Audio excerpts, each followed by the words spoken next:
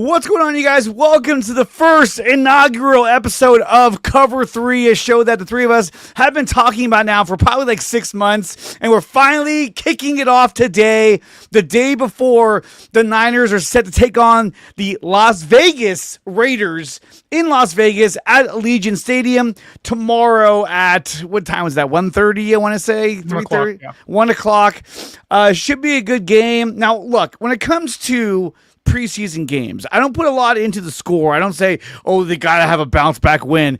To me, that doesn't matter. What matters, it's kind of like spring training, where all you want to see is how the players are performing when they're on the field. So, guys, welcome to Cover 3.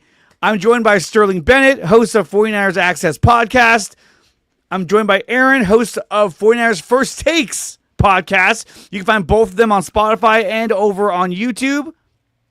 And, of course, yours truly, Dre from Dre Area Sports. You can find me on YouTube, not so much on Spotify because I'm too lazy to upload the audio, so I got to work on that. So let's start off with the biggest news that I feel that came out of the joint practice yesterday with the Oakland Raiders. Sterling was there on site. I'm just kidding, he wasn't. That would have been cool, though. Can you imagine? It was like 105 yesterday. Count me out. They were indoor, though, weren't they? No. Oh, they were outside. That's right. That's brutal. It was like a 10 a.m. practice to avoid the hotter part of the day, but a lot of sweat out there from the media, not just the players. Well, and I heard in Santa Clara they did the same thing, that they had the practice in the morning to try to avoid the heat. That way they're not just dropping dead, by 3 o'clock. But here's that news that we're talking about. The news of CJ West. Rookie CJ West suffered a hyperextended knee in practice today. This comes via Kyle Shanahan. The same injury suffered by Michael Williams. West could be out for at least a week. Let's start with you, Sterling. How significant of an injury is this for the 49ers? Well, if he's back by week 1, I don't think it matters too much. Like, that's the important part here, is that let's hope he only misses a week and a half, and can be back for the season opener against Seattle. But anytime you hear about guys having their knee buckle on them and the scare of maybe a torn ACL or an MCL, which in this case, there was no structural damage to his knee in regards to the ACL. So that's a good thing. But not having your rookies out there in preseason, getting necessary reps, and I guess it's more of a fan thing just to see what these guys have to offer. But when you are trying to build chemistry in such a very short period of time and see how these guys play together and the stunts they use, and hopefully see your first team defense, whether it is against the Raiders or against the Chargers next week, on the field together for the first time, West was really pushing to be a starter. Absolutely. In training camp and in preseason. But now if he misses the remainder of the preseason, that's no Michael Williams, that's no CJ West. We could be seriously talking about two rookies that were probably going to be on the first team defense, not having at least 2 preseason games under their belt. And in Michael's case, not a single snap in the preseason. So not great for San Francisco, but thankfully, it doesn't seem to be too serious, but that seems to be kind of the case for San Francisco, narrowly avoiding the serious injury, which we all know sometimes the towel falls and it's like, oh crap, 4 guys are gone for the season in one fell swoop, all out 2020 against the Jets at MetLife Stadium. Aaron, do you think that CJ West will be ready by week 1? And do you think this is a significant injury for West? It doesn't seem like it's significant. Yeah, I would assume he's going to be ready for week 1. To me, it's not the singular injuries. It's the volume. Kyle talked about it in the press conference the other day that there are 20 49ers out with injury, right? And to me, it just comes down to, and there's people, I get into it with people on social media because I'm always posting like kind of my negative thoughts about the injuries and how, people play off the preseason, like, oh, it's just a preseason, it's just practice. We need them when we need them. We'll get them when we need them, when it's time for the season to start. And I don't think people realize that, like, if you can't make it through practices and the preseason, and the season is a long drudge of a time, like, 1 bye week, 17 games now. Like, it just doesn't, to me, the optics don't look right. The feeling I have is like they've bubble wrapped these guys as much as possible. And you can't protect them. You have to play. You have to practice. You have to play. And to me, it's just really concerning. It's the amount of injuries. I mean, you got guys coming in off the street that they sign just because they have number of bodies that they need. And those guys literally get hurt immediately and are out for the season. To me, it's the individual injury to me doesn't concern me with CJ West now that I hear it's just a hyperextension of the knee. But to me, the whole thing with so many players being hurt, my outlook to the season, or my hopes and like what I wanted from the 49ers this year, little by little, it's getting kind of knocked down a peg or two, just because it's like, so many players hurt. And it's a lot of players. And so let's go ahead and take a look at some of the newest injuries that were posted yesterday by the team. And this is them right here. So from Kyle Shanahan, we have Nick Bosa, who suffered a sore neck. They hope to have him back next week, which means that he will not play on Saturday. You got Jason Pinnock and Trey Brown, both with heel injuries. That's a little odd. Ben Barch, one of Sterling's favorites, had a bad elbow. Stop it. This could be... we're going to talk about Ben Barch in just a minute, because it feels like every time we start saying good things about Ben Barch, all of a sudden he's hurt. And it's been the story of his entire career, is that he's constantly hurt every single year, multiple times a year. And on top of that, we talked about CJ West getting hurt. Also, Andre Dillard, a guy they just activated. He lasted 2 practices, and now he's on injured reserve, out for the year. A guy they spent money on to bring in, and now it's just a waste, because more than likely, he's not going to come back. More than likely, he won't be here next season. Who knows? And so that was such a waste for San Francisco. I feel bad for Andre Dillard. Obviously, I'm sure he wanted to play. But looking at all these injuries that we have, and on top of the ones that are already existing, obviously we have the calf injury with Juwan Jennings. I know he posted it's something real, on, man. he posted on Instagram, but I mean, come on, really? I think he's trying to save face, and the Niners also want him to save face so that they don't piss anybody off. But looking at all these injuries, I mean, I know Aaron is a little worried about all these injuries. Sterling, what do you make of all these injuries? Do you think these are some injuries that, in fact, the Niners, these players would actually play if it was a regular season?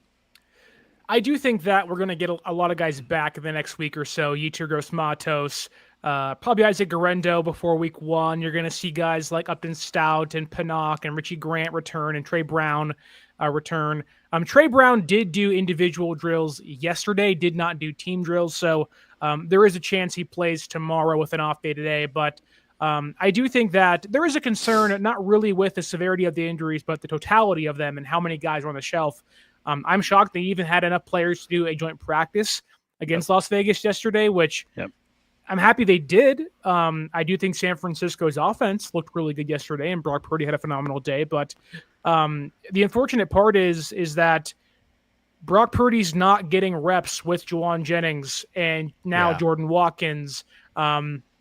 And the guys he is getting reps with, Pearsall, but Demarcus Robinson, who may get suspended. There are guys that are getting reps that may not be there week 1, which is unfortunate, and guys that you hope can be there week 1 aren't currently practicing. On defense, again, with 7 defensive linemen out right now. They have a makeshift, dare I say, bones picked clean defensive line to a point where almost none of the guys practicing or playing are going to make the roster. Maybe outside of Kalia Davis and Bryce Huff and Evan Anderson, but no one else really out there is a guaranteed roster spot. So the good thing about this is that you're going to see more of guys like Sebastian Valdez, young guys, UDFAs that can prove themselves, Corey Kiner and this, that, and the other.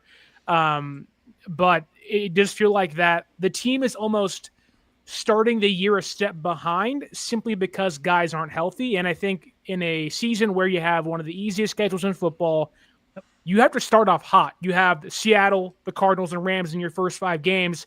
And even Jacksonville's probably going to be a little better this year than they were last year. So it's really imperative you start things off hot. And with so many guys on the sideline, it at least makes maybe Aaron and others, including myself, involved in that somewhat, a little hesitant to be like, yep, 5-0, yep, 4-1. It's like, no, you may go 2-3, you may go 3-2, if you guys aren't healthy, which again right now is the case. How do you build chemistry with a young defense that needs reps, like massive reps? I talked with Al from 49ers Plus podcast the other day. He doesn't believe there's going to be 5 to 8 new starters, kind of like how Saleh was saying.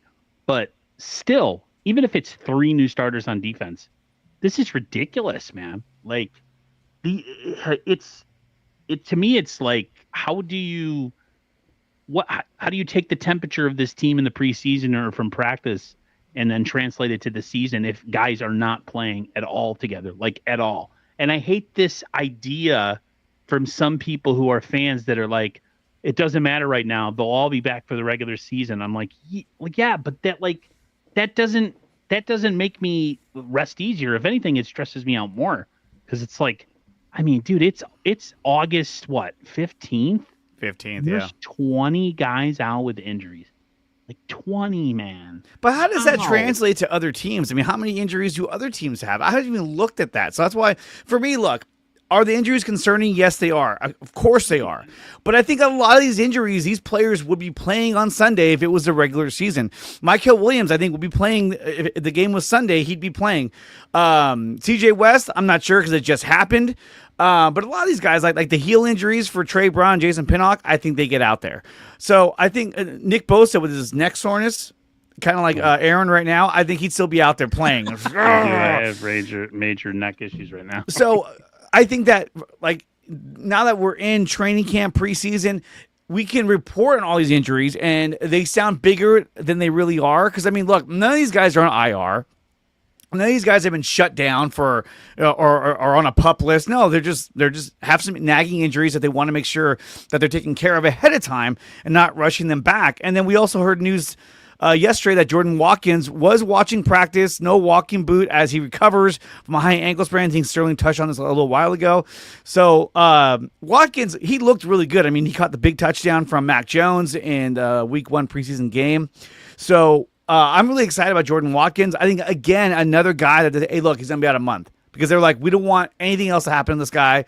We know what he's capable of. We know what his abilities are. Now, obviously, yes, you want the guys out there getting the reps, getting the practice with the starters, guys like Brock Purdy and all that. But I feel confident that he'll be back by week 1 of the NFL, of the regular season. And I could be wrong, but I hope so. I think we need to adjust our expectations for the 49ers this season. I really do. I think the expectations of the 49ers, blasting these bad teams and going out there and, I think right now, if I had to look at it through the eyes of all these injuries and just the lack of answers that everybody doesn't have, no one knows what's going on or how to fix it.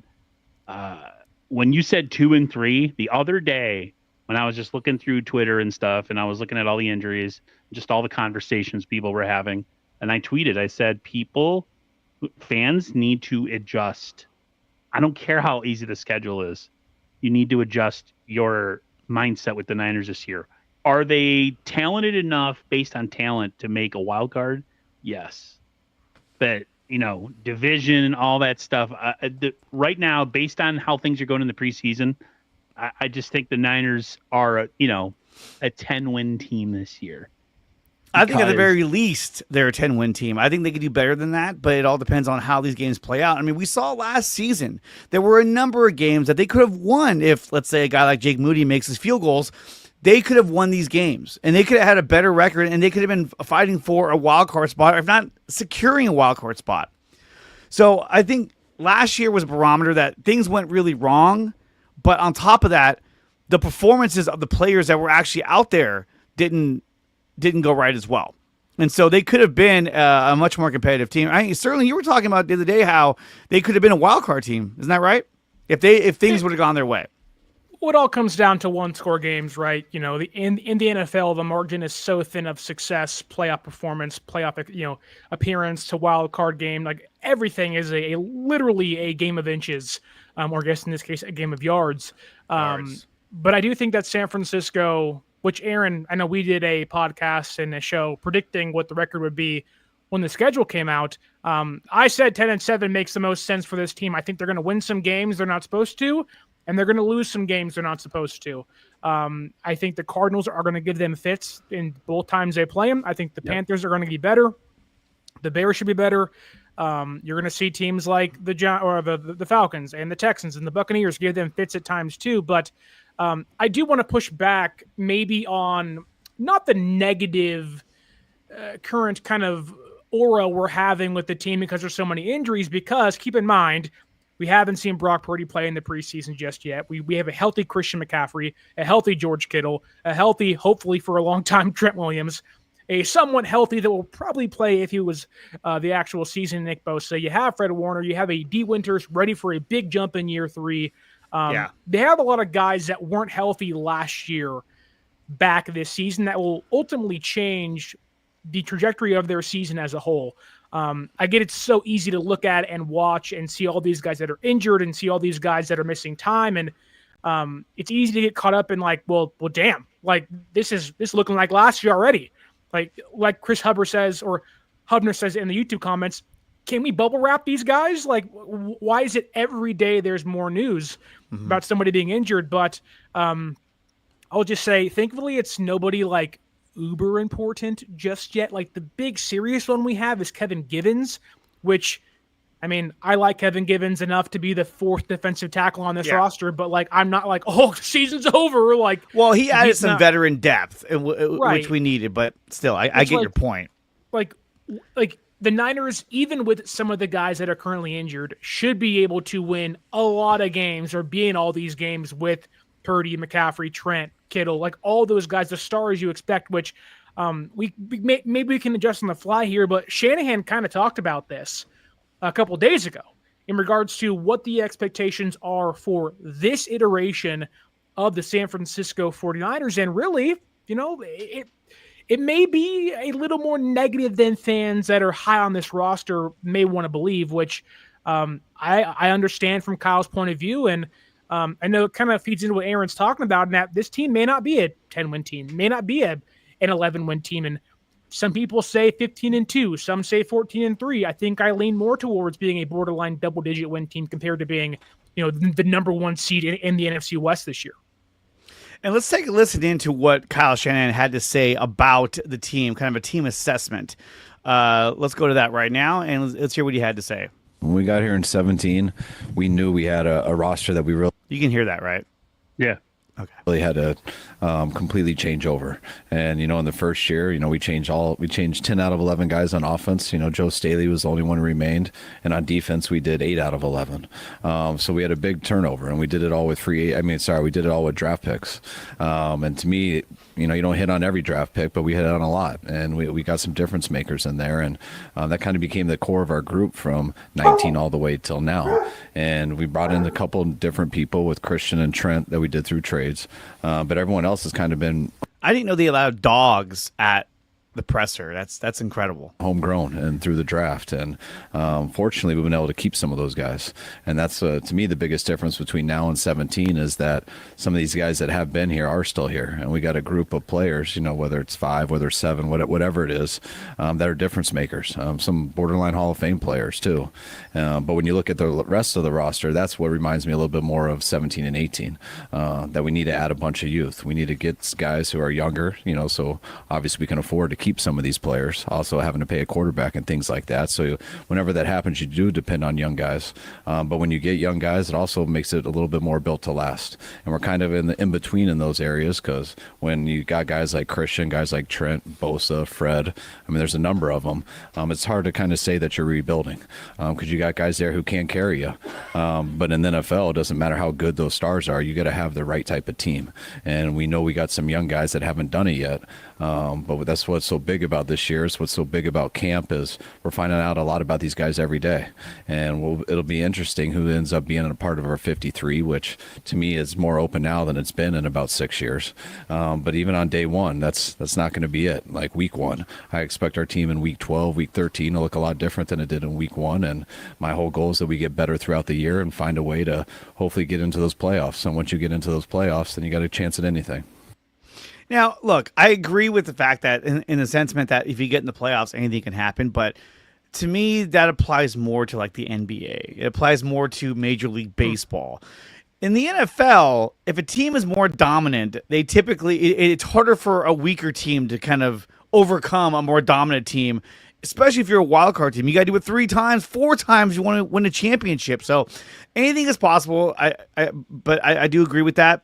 Now he talks about the team will look different later in the season. And I think what he's talking about is the return of possibly Brandon Ayuk, Malik Mustafa. A lot of these guys who are going to be out early on will be back later in the season. The team will look a little bit different. But based on what we heard on this recording, Aaron, what do you think about what Kyle Shanahan had to say about the team? The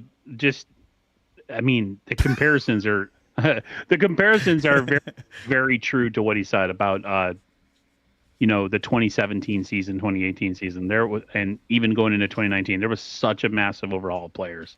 They were so bereft of talent. I don't think they're as bereft now as they were in 2017 or 2018. Those 2017, 2018 were like they didn't have anything other than Armstead and Buckner. You know what I mean? Yeah. I understand the comparisons, and you're right. I don't look at football the same way I look at baseball. Teams get hot in other sports. Usually, if you're a number 1 seed in the NFL, unless you're the Ravens or something, like usually you're going to be in the conference championship or Super Bowl. That's just how it works. That's why it's so important to get the first round bye in the NFL. When he says that we're going to be a different team late in the season, my negative light went off in my head. I went like, yeah, because we're going to have like 6 starters missing. No. Hopefully it's, like you said, Brandon Ayuk comes back, Mustafa comes back, and yeah, we'll see. I'm trying to be optimistic, but like the last couple days, just watching every time you go on social media, there's just a new injury that pops up. Like everything I hear, it's just like I take everything with a grain of salt. So we'll see. Yeah, the way I understood Kyle, and I think maybe I'm reading into it too much, so forgive me if I am, but him saying we're kind of caught in between right now. We're going to be a different team in week 12 compared to week 1. I think that, and what he's getting at more so, hinges on the progression and growth of the young players in the roster, where our stars can take us to a playoff appearance maybe. Our stars can take us to 8 wins.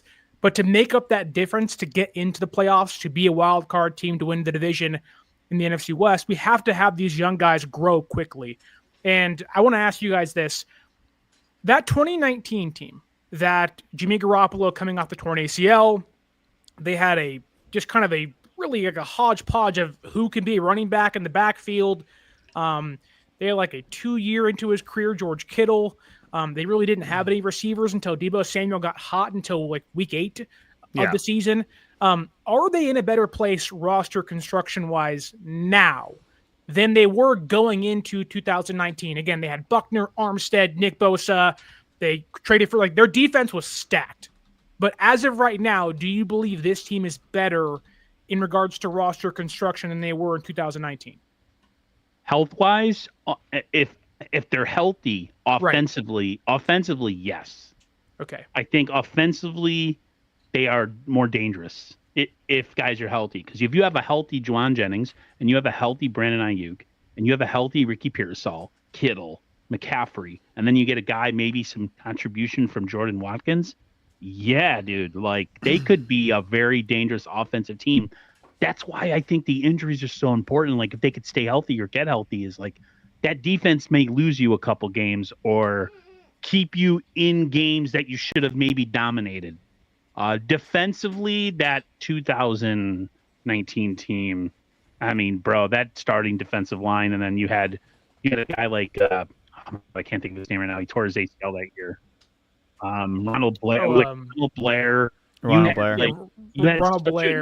DJ Jones, DeForest Buckner. Yeah, like you had like a 6-player rotation of defensive line, and the D4. So defensively, no, they were better in 2019. Offensively, potentially with injuries, if they get healthy, this team is far superior. We had to go trade for Emmanuel Sanders that year. Because they needed a receiver. They need a number 1 receiver. And look, I agree with what Aaron is saying. However, when you look at the roster, look, obviously the defensive line was stellar. And the depth we had there with Ronald Blair and DJ Jones and was Solomon Thomas there? Yes, I think he was. He was another sub. So you had three really good guys right there that were just on your bench there to really give everyone keep that D line fresh. And that's what was so good about that team. But as that season went on, those guys started getting hurt. Blair was out for the year. DJ Jones got hurt. And then I remember we just had Solomon Thomas coming in to help everybody out. So I think the lack of depth really hurt them on the defensive line. But again, we're talking about a Kansas City team that had Tyreek Hill. They were a high-flying offense. It was a matter of time before that team was going to start scoring touchdowns. And so I thought the defense performed pretty well. But one thing that I will say, though, is the offensive line. Obviously, your left guard, you had Laken Tomlinson. You had Weston Richburg as your center.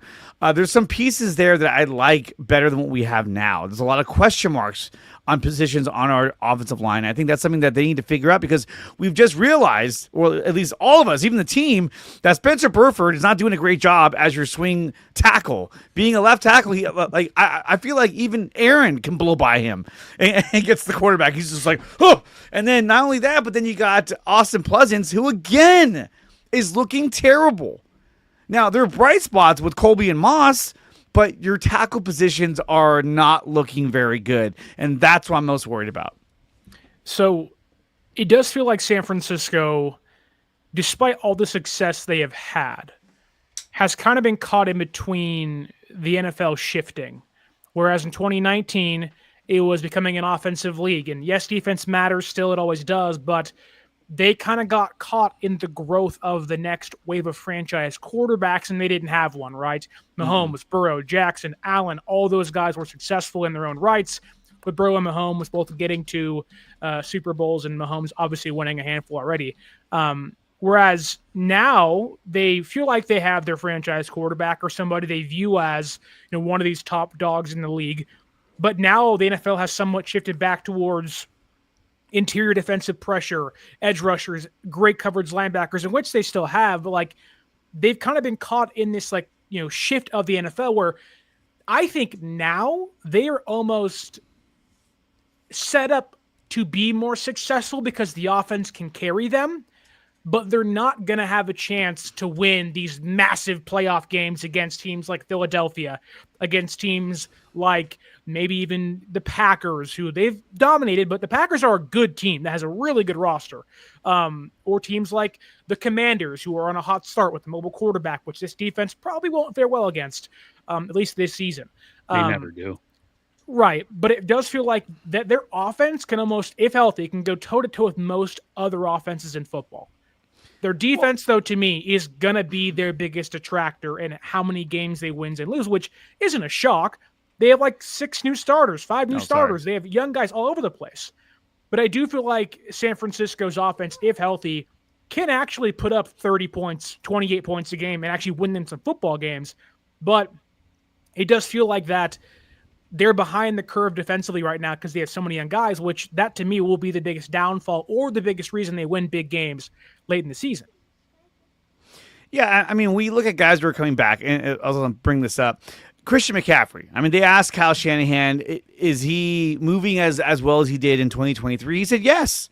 He said he's moving fast and quickly as he did in 2023 and hit 25 miles per hour on the GPS tracker. That was a joke. I know, but still, it was a great joke. I thought it was serious when he said it. I know. Well, I thought about it. I was like, there's no way. Was he like a cheetah? Yeah. But here's the thing is that getting him back is a huge difference maker for the Niners. And we didn't have him pretty much all of last season. I mean, he was there for 3 or 4 games. And even then he wasn't really his normal self. So I think that getting Christian McCaffrey back is a huge improvement off of last season. Because now, yes, you got Juwan Jennings with the calf or no calf injury, whatever that is. But then receiver-wise, you're probably looking at Ricky Pearsall, Jordan Watkins, and hopefully Juwan Jennings. if he comes back in time from his ailing calf injury. But not only that, but you got McCaffrey. You have George Kittle. These are the guys that are going to be double teamed everywhere. So now you got to find the guys that are going to be open in those soft spots, which I think that's where Pearsall is going to thrive, because all the attention will be on McCaffrey and Kittle, because those are your premier playmakers.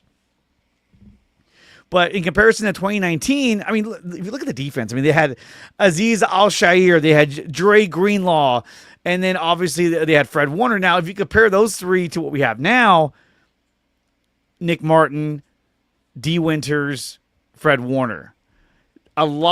D. Winters has a lot on his shoulders. He really, really has to step up and become that premier linebacker next to Fred Warner. I think he can.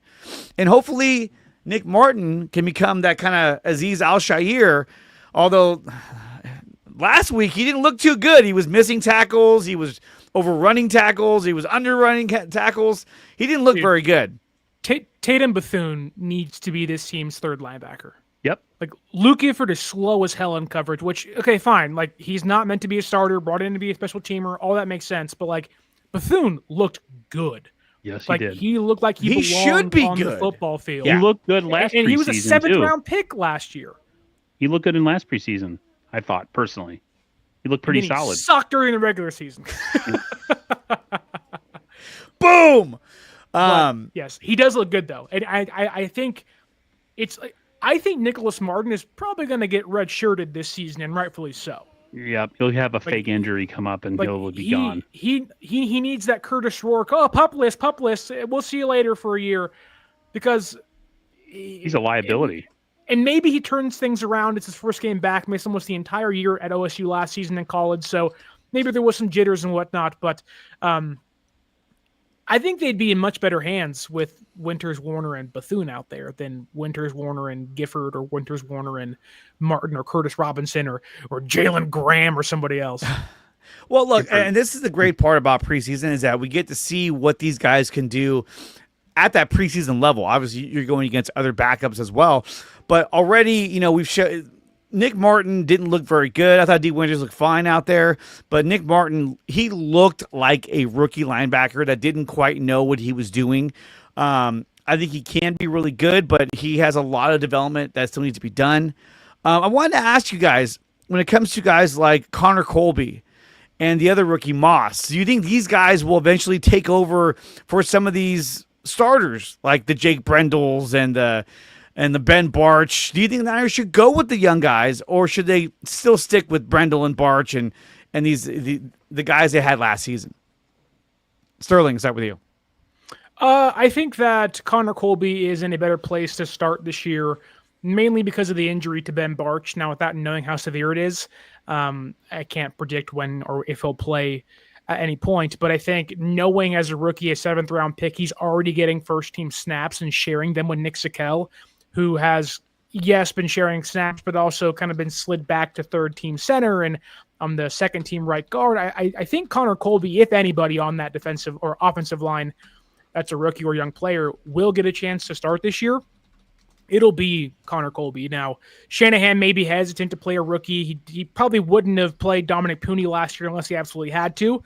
So that may lead to Nick Sickell being the reserve left guard to begin this season. But Nick Sickell, just quite frankly, to quote the heckler in Billy Matt or in Happy Gilmore, "You suck, jackass!" Like, he's so bad. He's so bad. Oh, the anchor's man. bad. The hand placement's bad. The run blocking's bad. There's a reason Connor Colby, against Denver's first-team defense, barring some players that were missing, had the highest run and pass blocking grade in the entire team.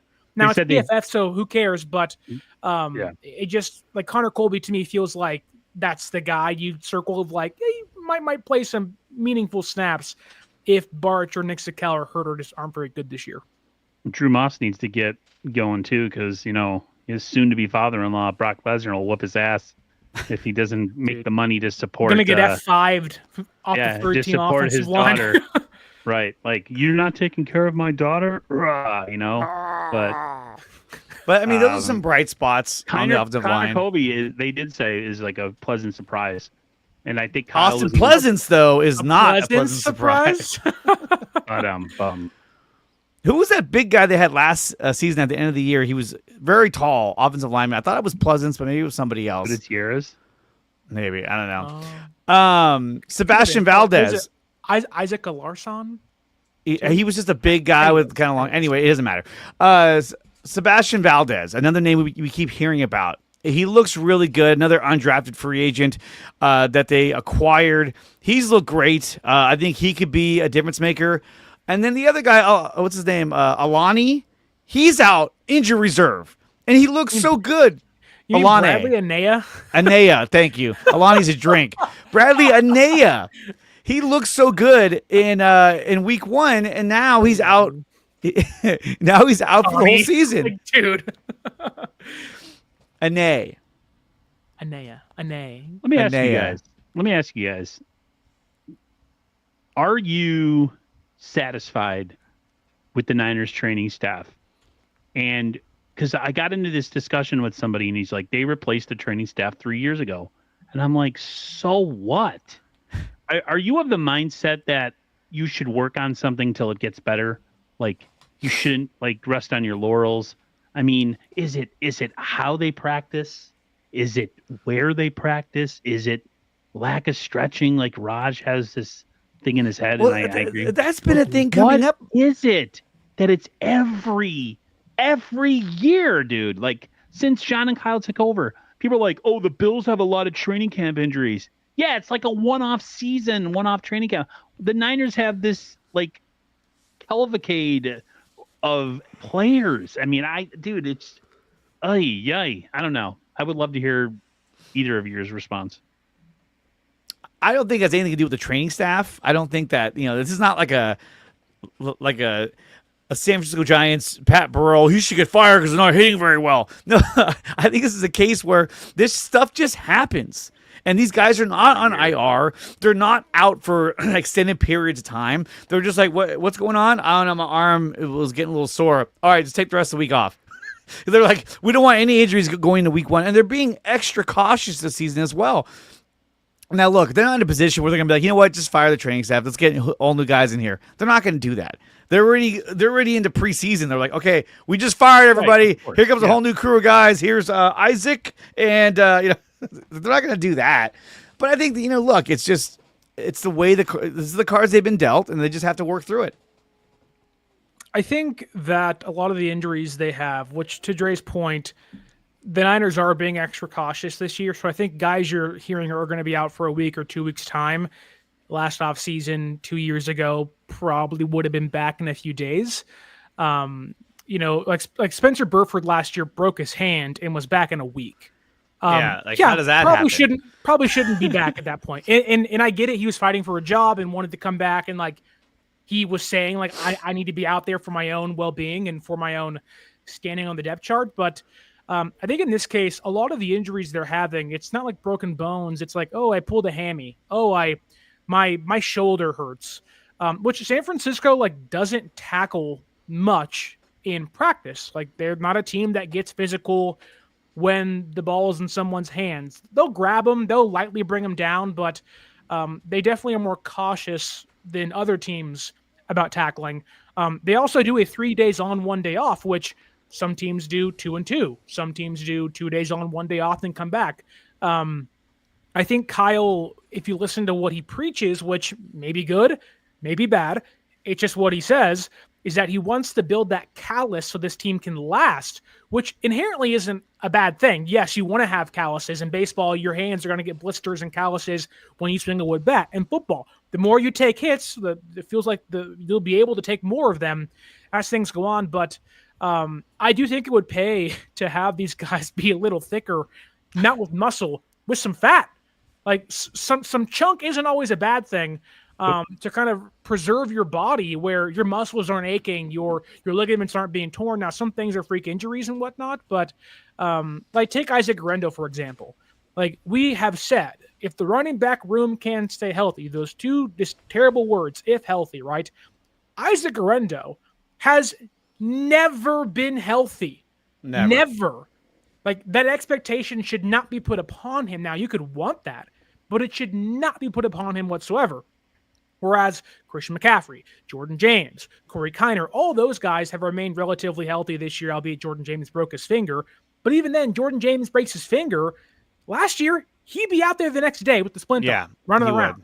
And so I do think this year in specific, they are being extra cautious. They are kind of holding guys back, knowing that we need these guys ready by week 1. But I don't inherently think it's a training staff issue. I know there's been a lot of comments about the stretching and whatnot. And yesterday, I think San Francisco did do some stretching before practice that wasn't static or dynamic stretching. It was a simple, hey, spread your legs and reach down, stretch your hammies out and call it a day. But I believe that the injuries will lessen as the year goes on, or you'll see guys playing through injuries more than now. They're almost saying, if you even have a slight cough, don't even be on the field.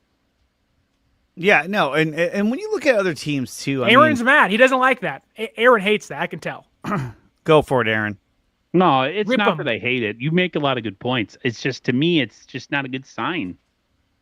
It's they do so much to protect these guys, and they still can't stay healthy. They sign a guy off the street to play offensive line, and he's on the injured list a day later. It just, where's what's happening? Like this, I mean, it's been like this every single season. I mean, look at there's a ranking that came up the other day, and the Niners were like in the top 10, other than 2023. They were in the top 10 of most injured teams.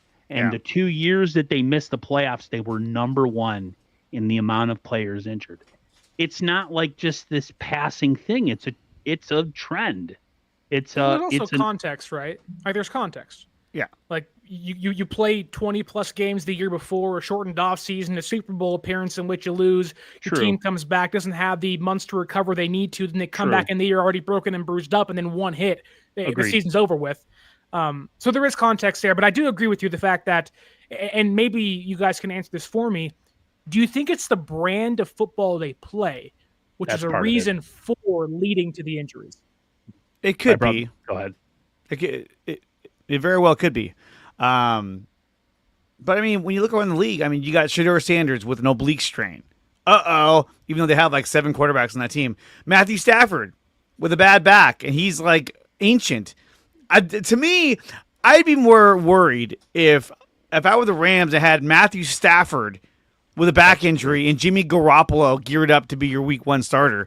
I would be Jimmy G. And guys, I am be giving away a free Jimmy Garoppolo Niners jersey this season, like I tried to the past 2 seasons. So be on the lookout for that. I mean, Tyreek Hill's banged up. Is it authentic? It's authentic. It is. Brother, Chris send Godwin. it over, man. My wife will wear that tomorrow. Xavier McKinney, and not to mention all the receivers the Packers have that are hurt. I mean, their entire receiver room is down. So look, I think it's all context. These things happen around the league. It's a matter of how they deal with it. Now, speaking of injured wide receivers, I did want to touch on this while we still have time. Juwan Jennings. This was posted by R. Sterling Bennett right here. Whoa. That the Niners and Juwan Jennings are not close to a deal, as the organization feels the timing is all wrong. This comes courtesy of Tim Kawakami. I fully agree with that. The timing of this is awful. But why is he doing this for? Because what have the Niners done? They've always caved. They've caved to Brandon Ayuk. They caved to Deebo Samuel. They caved to everybody, even Trent Williams. Yep. And so now he's like, well, hey, look at this picture. He's like, I want my money too. And so now he's going to do the same thing. Does he have a calf injury? Sure. Maybe he does. It's a serious one. I think it's more like, hey, my calf hurts. I'm going to ride this until you give me the contract I want. Bum-ass Aaron Banks in that picture, man. Get out of here with that. It's from last season. I mean, he's on the Packers now. They gave him a butt ton of money. But let me ask you guys, if they don't, actually, let me ask you this. If you're the front office, do you say, well, no, we're not offering you a contract. You get through your injury and get on the field? Or do you re-sign him to whatever contract he's looking for? Or do you trade him? Okay, Aaron, let's go with you. Oh, man. That's a tough one. No sign, or trade. Tell us your deepest dark. This is not the NBA. We can't do a sign and trade. Actually, you can. Hey, dude, I don't know, man. Like, I love him as a player, but he's not worth receiver one money. He's not dynamic enough. He's not. Does he slow. want that though? Like, let's. Okay, so receiver Does he two want money. that? Okay. Do you think he's a receiver two valued player? I mean, I think he's. Man, it's tough because he's so dog slow, but he's so good at getting big catches for this team and being like that guy that we've always wanted, like the JJ Stokes, TO kind of bigger body guy. Man, I don't think the Niners should cave. I think the Niners should wait for him to get healthy and maybe him playing in good faith will heighten their senses to maybe give him a contract, maybe like how they did. Didn't they give Diamador Lenore like a contract like mid-season last year? Yeah, but they knew they wanted to hang on to that guy. He's good. Yeah, but I mean, not according to Madden, but 82, baby. 82. That's ridiculous. That man Well, hasn't given up a look. touchdown in 3 years. While you ponder this, It's hard for me to. This one. shout out to Christian Ponder. Let me bring this up. Not shout out to Christian Ponder. Okay, this is a breakdown by Kevin Kruger. So this is where Juwan Jennings ranks now among receivers in APY. Kendrick Bourne, Brandon Cooks, obviously Juwan Jennings, Rome Odunze, and Drake London. If the Niners were to extend him to a $22 million a year contract, he'd be surrounded by Terry McLaurin, Devontae Adams, Chris Godwin, Stephon Diggs. Where does Juwan Jennings belong? In list number 1 or list number 2? Neither. That's the problem. Neither. List number 1 for me. To me, that's fine. No, if he's in list number 1, he's better than Brandon Cooks. He's better than Kendrick Bourne, and that's is he though? I mean, yes, he is. And that is 2 guys on rookie contracts. That's such an unfair comparison to Juwan Jennings. Adunze is a second-year pro who's done. Drake London is nothing. good. Yeah, but also a rookie contract. The issue with Juwan Jennings is not the per-year value. It is the guaranteed money. He's getting less guaranteed money than a second-round pick, Jaden Higgins, who hasn't played a single snap in football. But if you offer him this money, you have to compare him to the people around him who are making the same money. That's the other side of it. But Juwan, we don't even know if he's asking for $22 million a year. That's an assumption being made. Now, Juwan could be asking for $16 million per year, which puts him far below any of the receivers listed there. Like, we have no idea what Juwan Jennings is asking for. I think, this is my opinion, which could be wrong, Juwan simply wants guaranteed money. Yes, he wants years. Yes, he wants value, but he has no guaranteed money past the season. He wants to stay in San Francisco. That said, I wouldn't sign him at all this year. I would not. I would let him. That calf injury is so freaking scary that if he gets signed, just like Brandon Ayuk last year, which again, it was a freak injury, but comes out of the year slow, has no preseason games, has like 2 training camp practices, and if he takes one misstep, just like Christian McCaffrey last year before the year started, boom, the entire season's over, and it's wasted money again. The entire organization has been saying, we're going to get fickle, we're going to penny pinch, we are going to make sure we pay the right people at the right time. Juwan Jennings, for all the good stuff he does, is not the right player to pay at this point in time. Agreed. I do want to pay him. I want to pay him when he's healthy, when his cap isn't a problem, but I'm not going to pay him $22 million a year, which he may be asking for. He may not be.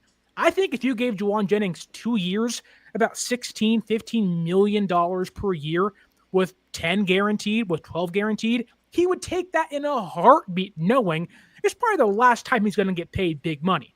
And he's not going to reach 1,000 yards a season ever again in this offense if Christian, Kittle, and Pearsall are all healthy.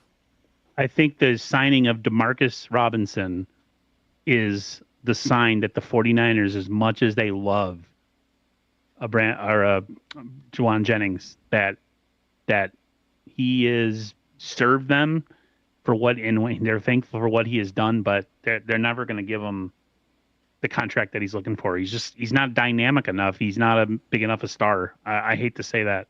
Like, I mean, the guys that the Niners have paid Kittle, Warner, Trent Williams, Purdy, Christian McCaffrey, like all these players, like Kyle was saying, you got some Hall of Fame level players.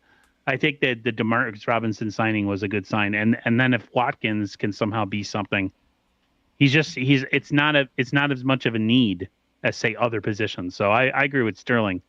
I don't think they should pay him this year. And the injury is so scary because every time it seems like somebody has a calf issue. I mean, Halliburton, the NBA player, boom, blown Achilles. Last year, Kevin Durant. Let's not forget Kevin Durant. Oh my God! Pre-game showing off too. He's literally made of skin and bones, man. So I mean, there's a lot of risk involved with playing a guy with a calf injury. Now, personally, I could be wrong. I don't think this injury is really much of anything. I think this is his way of holding in, but doing it to save face. Like, hey, my calf's hurting me. I'm out. Like it's hurting, and I think they know. Like, okay, I don't think his calf is that bad. He really wants to get paid, but we're gonna play into this because we don't want this to build up into a huge drama scene. That honestly, look. If Juwan Jennings said, I won't play until they, give me more money, that's just going to cause a whole lot of drama. So I think for the team, he's finding a way of doing this, but not making a lot of drama and noise about it, in terms of negative noise, that is. That's what I think is going on. That's my opinion. I don't think the calf injury is much of a thing. I think the money is a bigger thing than the calf injury. Let me ask you guys this. Who has leverage? Because Juwan does have some in regards to receivers being injured, right? You need me. You guys are injured. No Ayuk, Robinson suspended. Pearsall has injury history. And then, Cowing's been on and off the field, and so is Watkins. Like, they need him, right? But if you're San Francisco, you're not getting almost any guaranteed money, and we almost dare you to hold out. We're going to fine you. You're going to lose what little money you're going to have on your contract this year. Yep. Like, he doesn't have leverage in this case in the bigger scheme of things. That's why I don't think the injury is fake or it's a hold-in. Like, he can't even afford to miss actual games. No, he can't.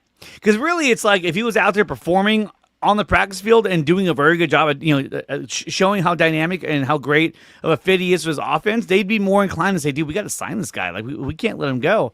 But doing this, it's just kind of like, okay, well, I know you want more money, but we can't see you play because you're on the sideline dealing with your calf injury. So most of the time, though, if a player has a calf injury, they usually will tell you like the grade of the calf strain. They're not telling you anything. All you know is his calf hurts.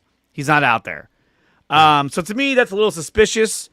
I want them. To me, if I had to make a decision, I would say I would not offer him a contract and I would not trade him. I would just say, hey, look, we're going to play this season out. We got a lot of young guys here. If things go in the right direction, that's something that we can talk about during the season. But as of now, you're signed to the end of the year. You're going to be here, and you're going to be out there, and you're going to be a starter. So, I mean...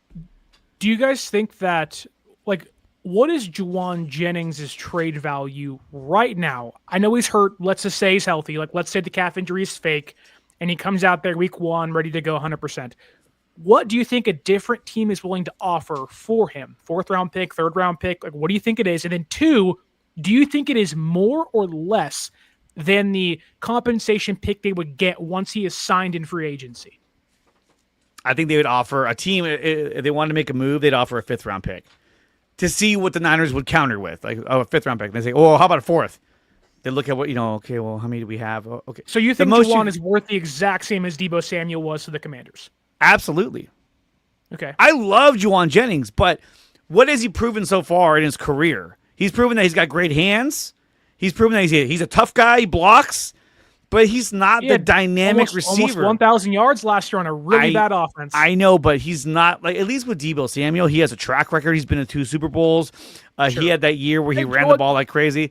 Juwan's been to 1 and darn near has outperformed Deebo in both of his. He could have won the Super Bowl MVP. We had 2 receivers in that game that couldn't get off freaking man coverage. And one of them was not Juwan Jennings.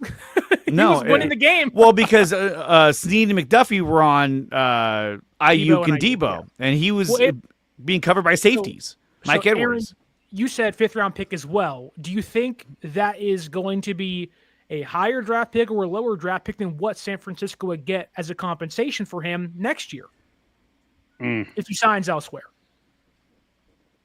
What do you mean by higher? You mean like you think that if they let him go, they would receive like a third rounder, possibly? Yeah. Like depending on what, like let's say he signed for $22 million a year elsewhere next year for like I don't know with the Patriots or with the Jaguars. I would think it would. Yeah, I think it would definitely be higher. I don't think that it would be like a 7th rounder or anything like that. Yeah. So at that point, you wouldn't trade him at all. You hold on to him, write it out, and just say goodbye next offseason. If that's the case, then yeah. Okay. I think if a team suffers a massive injury and they need a receiver, that's one thing. But the Niners can't afford to get rid of him. Unless we're getting a receiver return, what are we going to do? Like, hey, we traded JJ. Okay, well, now what do we got? We got Jordan Watkins and Ricky Pearsall. Like, no, what? They can't be held over a barrel anymore with these contracts. They have to be smart. To be competitive in the NFL, you can't pay everybody. It's just that's how it works. You got DeMarcus Robinson, who's going to get suspended for his DUI. I mean, there's no way around that. I mean, hopefully there is, but I doubt that there is. And he'll miss, 3 games or whatever. So the cover or the depth they have at receiver is contingent upon him being there because they have to have him there. If he's gone and you're not going to get Ayuk until week 6, then you think Pearsall, Cowing, and Watkins are going to carry the load? I don't think so. I think that's a lot to ask. I think Pearsall can. Gage, man. Russell Gage. And then what's the other guy everyone keeps saying? Are they going to sign him? What's his name? Gabe Davis. Davis. Gabe Davis. If they wanted Gabe Davis, they would have signed him already, and they didn't. But they could always trade you on and then go sign Gabe Davis. Well, then Gabe Davis probably say, okay, yeah, I'll come over there because now I'm going to start. Which is not going to happen. The whole thing about Amari Cooper, yeah, he retired, but like, why would he come here to be like, oh. Where is that coming from? What? Like, Amari Cooper retired. I saw it on X. I don't know. Was it real or was it like the Odell Beckham retirement post by Adam Scheffler a couple days ago? Scheffler, yeah, probably. I don't think Amari Cooper actually retired. The 49ers 2025 says, I think we need to trade Burford, not Juwan. I don't know who you would trade Burford for. You couldn't get a bag of chips for Burford. You'd get like some cash considerations, you know. Right now, the team probably needs Spencer Burford because absolutely, damn sure Trent Williams we is will going to miss some time this year. A bag of peanut M&Ms for Burford. Thank you very much. Hey, drive through. If it was the pretzel ones, we may have a real conversation about it. I will tell you that. Yo, those are pretty good. I saw people talking to Feliciano the other day about coming out of retirement. I mean, I guess he also said, "Call me Mike McDaniel." He's not going to come out of retirement. And the fact that people were like, "Hey, so have you heard from the Niners?" He's like, "Oh crap, no, they got bigger things to do. I don't know, dude. Leave me alone. I'm eating a sandwich." Okay, so last thing, San Francisco is actually pretty good at guard right now. They're very good at guard. It's their tackle position. Mooney, it really is just tackle. Anyways, somebody paid Adams. Burford will get paid, probably, but not by us.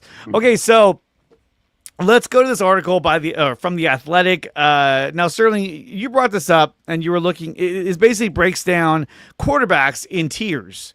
Yes. So you want me to pull that up? Yeah, I have it right here ready to go. Okay. Oh, what happened? Is it gone? I have to remove one. Sorry, there we go. There we go. I hate him.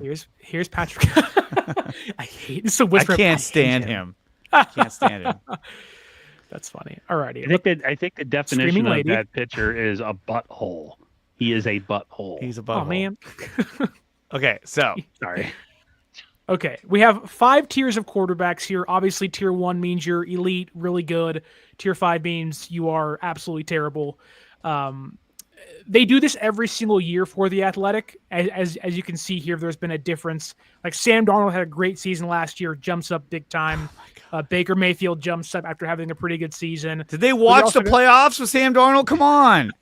But you're also going to see players like Dak Prescott, Trevor Lawrence, Tua Tagovailoa, Brock Purdy, and Justin Herbert all fall down the rankings, which Kirk Cousins, after being benched after a terrible beginning to last year, falls 12 spots this year. But damn, Aaron Rodgers down at the bottom too. As he should, Mr. Ayahuasca himself. But yeah. The reason why I wanted to bring this up was because I believed that the Brock Purdy quarterback ranking, whether it's you think he's the best one in football, which he's not, or the worst one in football, which he also is not, it's polarizing because so many people have many different beliefs as to where Brock Purdy ranks or should rank in the NFL amongst quarterbacks. And I wanted to go through this with you pretty quickly here, and kind of just look at tier 1 and tier 2 and go down the list. But the tier 1 quarterbacks in order are Patrick Mahomes, Joe Burrow, Josh Allen, Lamar Jackson, Matthew Stafford. Do you believe those guys are the 5 best quarterbacks in football?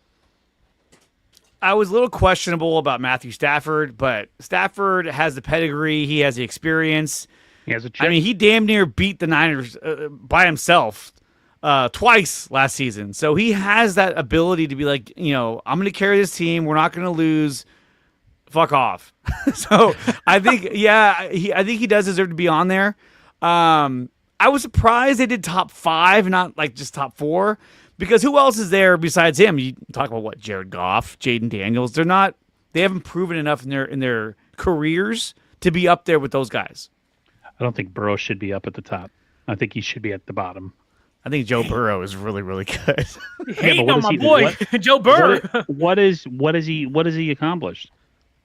He's been to a Super Bowl. Joe Burrow. And probably should have won that after a really crappy call, which would have offset Stafford's win. Let's not talk about that.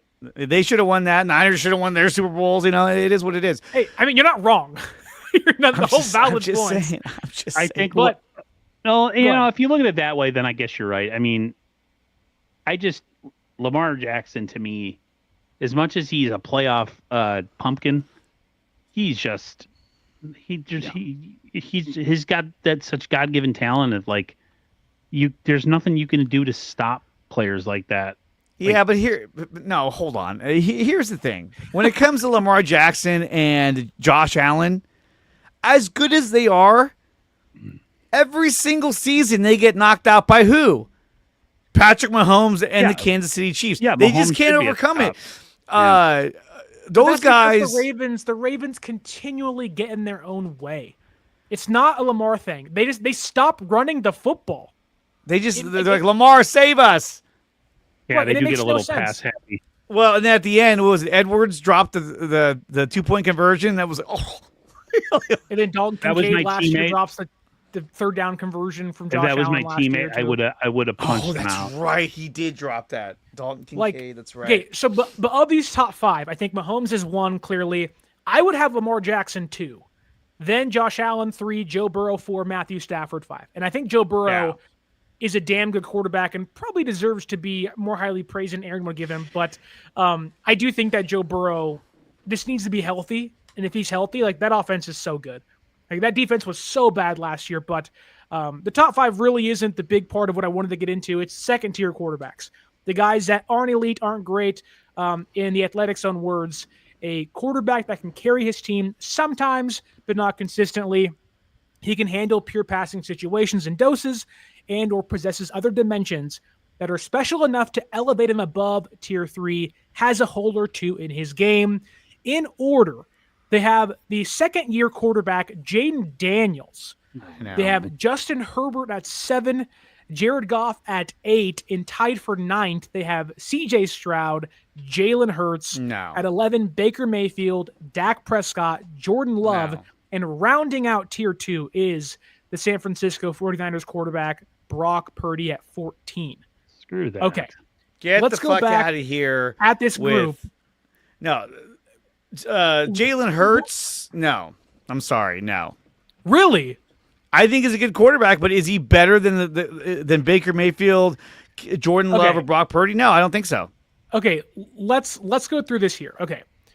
You think Jaden Daniels belongs as the 6th best quarterback in football? No. Doesn't have enough pedigree yet. Okay, so then who would you put ahead of him? Justin Baker, Herbert. Dak, Love, Purdy, Stroud, Goff, or Herbert? I would put Justin Herbert, and then CJ Stroud, and then Jared Goff. Okay, you're not putting Jalen Hurts. Like, you're not putting Jalen Hurts, who has now won a Super Bowl, been to 2 of them. Like, although Jalen Hurts had one of the worst, like the Eagles had one of the worst passing offenses in the entire league last year. Like, Jalen Hurts was not great last year, played point guard, all that stuff. I would probably put Jaden Daniels around like 9 or 8, like around there, like kind of like you guys are saying. But I think the Hurts disrespect here to me is a little absurd. I think Jalen Hurts is a much better quarterback than Jared Goff. I do too. I think talent-wise, arm strength-wise, and accuracy, I think Goff is better.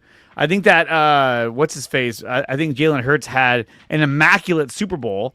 That was the best he's ever looked. Well, I shouldn't say that. He threw an interception. Besides the other Super Bowl in which he lost. Yeah, but I thought after he overcame his interceptions, he looked phenomenal. And at that point, he just kind of settled in. Because why? Because the defense was annihilating Kansas City. Patrick Mahomes was running for his life. And so he's like, oh, wait, I don't have to rush this. Like, this is great. But when you look at his numbers, I mean, look, the guy he threw for, just under 3,000 yards, he had 18 touchdowns and 5 interceptions. He had a quarterback rating of 65.6. That's tied that's 10th in the league. His touchdowns were tied for 20th in the league. Yeah. And so it's kind of like, look, is he a good quarterback? Yes. But is he the guy that will, let's say you take him out of Philly and you put him in Cleveland, does he make them a better team? I don't think so. I think he's just marginally better than what they have, but he's not that dynamic playmaker. Put Hurts in the spot of Stroud at 9. Okay, and then Purdy would be above Mayfield and all the rest of them. So you think Purdy is above Mayfield, Goff, Love, Prescott, and Herbert, or you think Herbert? No, okay, no. Herbert stays where he is. I would say keep Goff where he. Man, that's tough. Goff and Purdy. Goff, Purdy. I think Brock Purdy's better than Jared Goff. I do too. It's people would say, well, look, because he's got that amazing Lions offense. Yeah, I think he's better than Jared Goff. Probably not anymore. I would say this. I would say that Purdy should be above Jordan Love, and Dak Prescott, without a doubt. For sure. So that puts him at number 12. Is he better than Baker Mayfield? Yeah, I mean, I think they're fairly equivalent to each other to a certain degree. Baker Mayfield was a pumpkin all the way until he had his career rejuvenated. Well, but he was playing for the Cleveland Browns. But look who he has as wide receiver. He's Chris Godwin, Mike Evans. Yeah. Yeah, but look at Jalen Hurts. He has what's his face?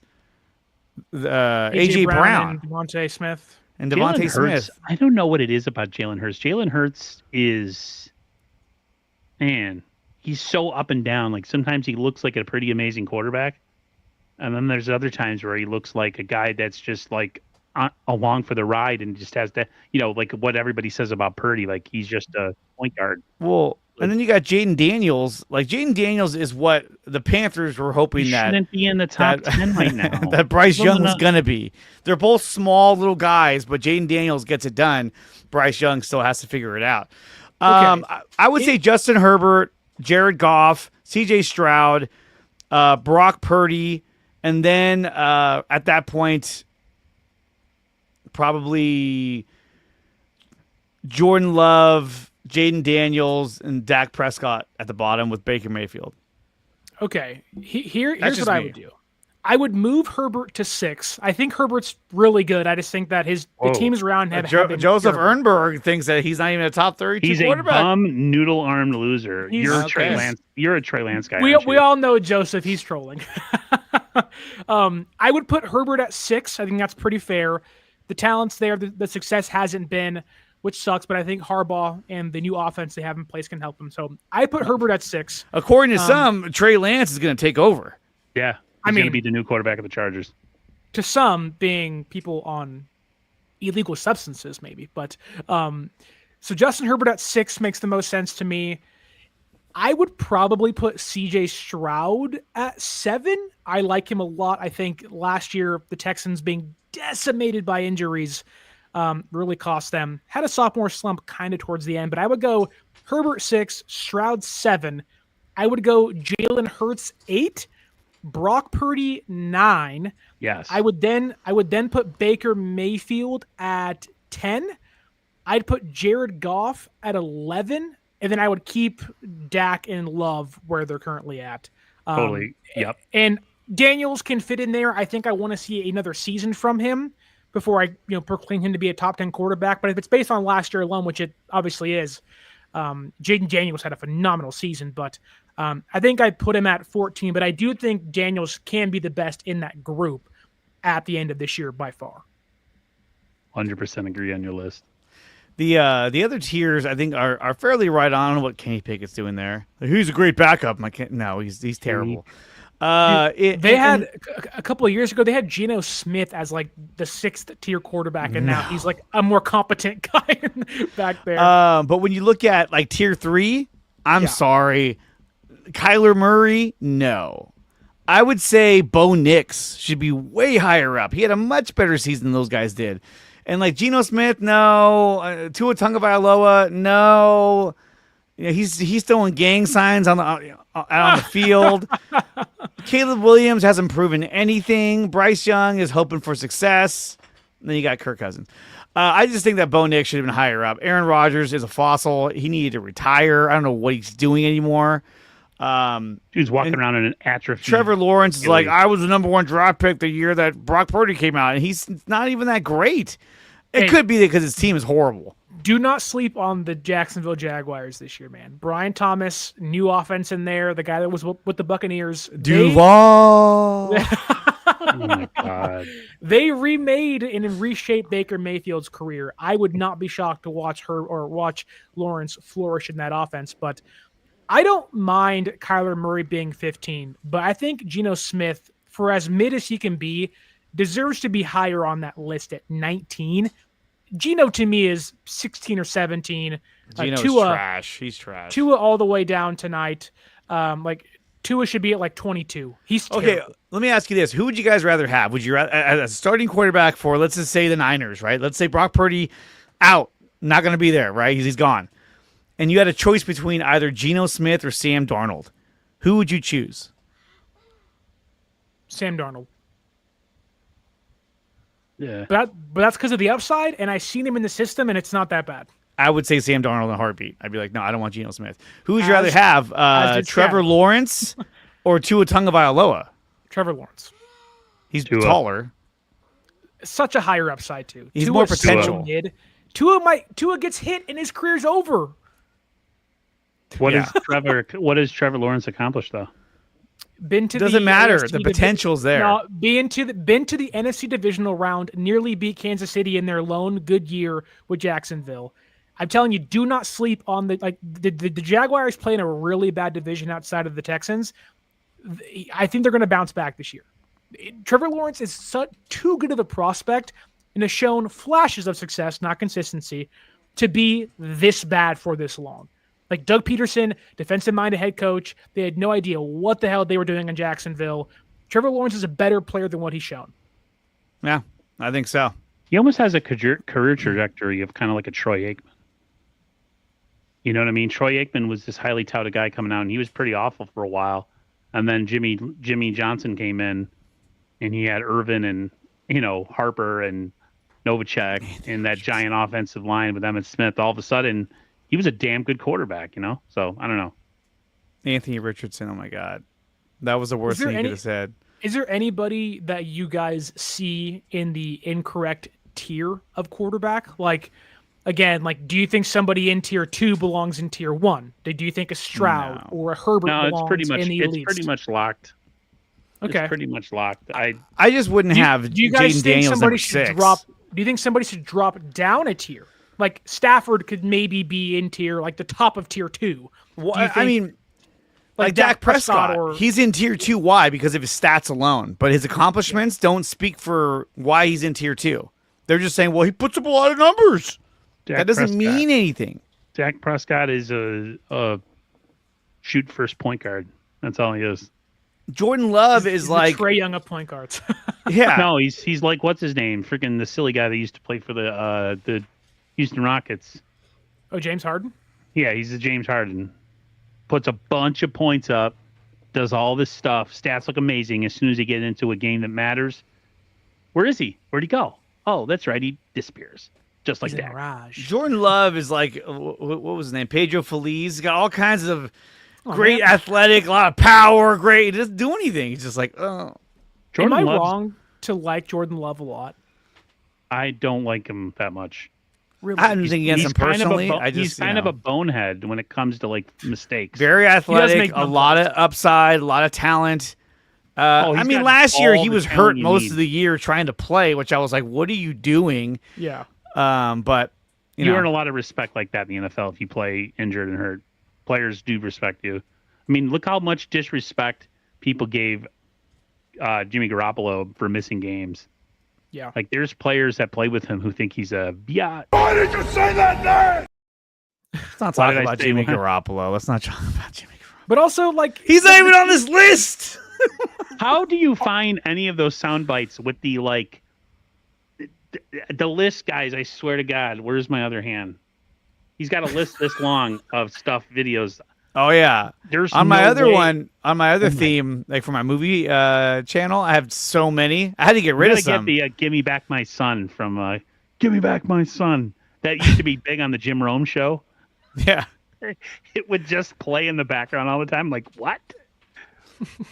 There are two omissions I think belong on this list. I think Jimmy Garoppolo should be above Kenny Pickett, Spencer Rattler, like maybe not Spencer Rattler, Daniel Jones, and I also think the guy that saved Michael Green Penix. Bay's, oh, at least they got his name right on here.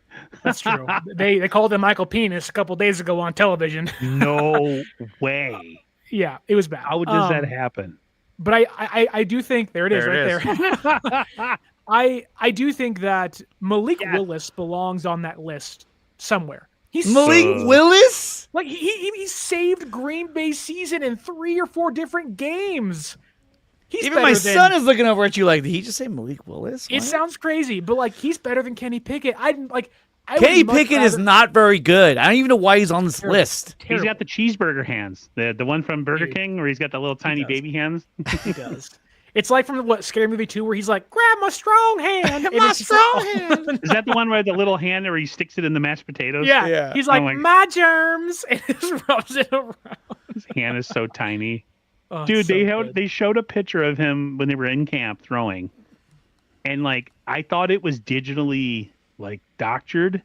Yeah. His hands are so small. Hey, he's got little hands. Like I don't have dinosaur hands. I don't have really big hands, but I have really fat hands. Like I have my fist when I make it is humongous. You can argue it's still the same as big, but okay. No, because some people have really long fingers, but they're like you put a ring on it and it'll just slide off. Like I have this situation where if I get a ring, I got to get it sized because like I have fatter fingers. Well, they call those sausage fingers, I guess. Well, look, these are all the starters. I mean, I'm sure that the Rams were like told the Athletic, don't put Jimmy Garoppolo on there because Stafford's our starter. Okay. Is he going to start week 1? Of course he is. No, he's not. He's not, dude. It's going to be Jimmy G. He hasn't taken a rep. He just stands there every game. And this is why it's so important for the Niners to be healthy. Because if that happens and Garoppolo's correct, you have to take advantage of that. You have to take advantage of that. You win that division, you're guaranteed at least a home playoff game, right? Like a wild card, right? Like the Niners, like, oh my gosh. Like I think Seattle will be improved, but I still think the 49ers are better than Seattle. Oh man, Niners got to capitalize. Counter-Strike? I don't even know what that is, man. He asked me a couple days ago, and I was like, I don't know what CS means. I think it's Counter-Strike. I have never played Counter-Strike in my entire life. Crusty Socks. Well, Crusty Socks. That's not a game that you want to play with others. Yeah, that's something you play by yourself. Guys, that's going to do it for the show. I want to thank everyone who came out here. Obviously, I want to thank Sterling. I want to thank Aaron and myself as we kicked off the inaugural first episode of Cover 3. It's a show that we want to bring you every week talking about the San Francisco 49ers, getting you ready for the next upcoming game. Obviously, we kind of talked about the next preseason game, which is on Saturday. Again, certain players we're looking for, Tatum Bethune, Nick Martin. Those guys really need to step up. Nick Martin's probably thinking, if I don't play good this next game, I'm toast, unless someone gets hurt. And the offensive line, Spencer Burford looked awful. Any one of us could have ran past him. He'd have been like, wait, stop, slow down. Benito blew up, an entire possession. because they couldn't block him. And then Luke Farrell, the guy we signed because of his blocking ability, he doesn't even block Benito. He runs right by him. He's like, oh, watch out. I think he had a single-digit PFF blocking grade in week 1. Single digit. But that's the thing, like 9.6. Niners always do that all the time. They always I'm sign wondering, a guy who's supposed to be a specialist, and he ends up being ass well, cheese. let me ask you guys this. Not ass cheese. I feel like Kyle Shanahan, there's a chance at least that is he becoming like a Mike Martz where he has these over elaborate plays where it takes so long to develop Like a that deep it actually play is that- not yeah. enough time to actually do it. Because it seems like with the Kyle Shanahan offense, everybody has to be precise, exact in their route running and their blocking. And if one guy is off, the whole play gets blown up. So that makes you wonder, are these plays overcomplicated to the point where the players can't even execute them because there's too many details and it's causing problems? Or is No, it it's just just Burford's preseason ass. and Burford, sucks? He gave an excuse to that, though. He said that Burford was, it wasn't his fault. It wasn't There was all a on false Burford. start, this and that. I'm just like, He was just trying to back whatever. up his dude. That's all he was trying to do. I think. Yeah. Whatever. All right, guys, let's go around the horn. Sterling, where can everybody find you and all your content? Yeah, you can find me on social media at 49ers_access is the X, 49ers.access is the Instagram. You can also subscribe and follow me on YouTube at 49ers Access or on the audio podcasting platforms, Spotify, Apple, wherever you get your podcast at 49ers Access. Aaron. I do not have a audio podcast on any platform, but I do YouTube, 49ers First Takes YouTube, 49ers First Takes Instagram, 49ers First Takes X, and TikTok. You could find me on there. Like I said, we'll be streaming. I'll have my Empire State of Mind podcast that we do on Mondays, starting in the regular season. And then I'll be with these guys, hopefully every Friday, doing previews to the upcoming game. So it's so much easier to do content when you don't have to do it by yourself. I'm not going to lie. I don't know how you do it, Sterling, but props to you. Thank you. And, of course, you can find me at Dre Area Sports on YouTube, X, and Instagram.